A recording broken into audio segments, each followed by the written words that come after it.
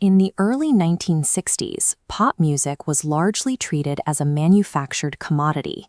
It was a product of a rigid assembly line, far removed from modern ideas of personal artistic expression. The physical epicenter of this mass-produced music was the Brill Building in New York City. Inside, identical desks sat in neat, grid-like rows, creating an environment that looked much more like an accounting firm than a creative studio.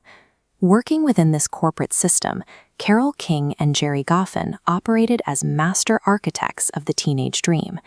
They wore the uniform of white-collar professionals to write the soundtrack for an entire generation. Their job was highly specialized. They were strictly songwriters for hire. They crafted hit records with surgical precision, essentially ghostwriting lyrics and melodies for pop star voices that weren't their own.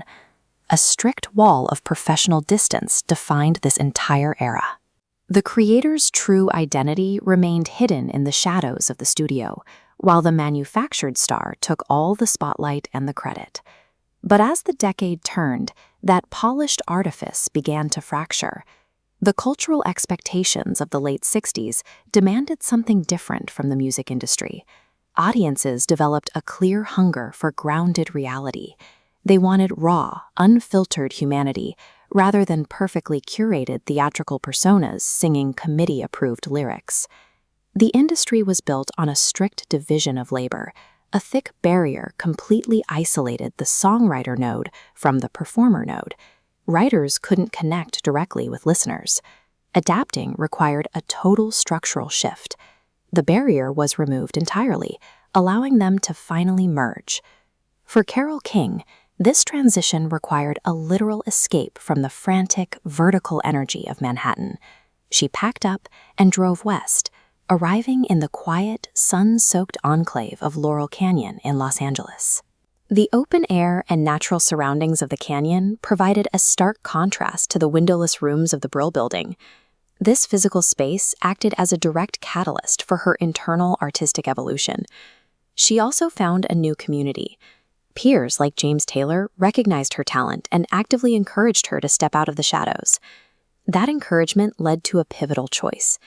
King stepped away from the corporate desk and took her seat at the piano bench. By sitting at that earthy, acoustic instrument to sing her own words, the old industry barrier collapsed. The composer and the performer were now the exact same person.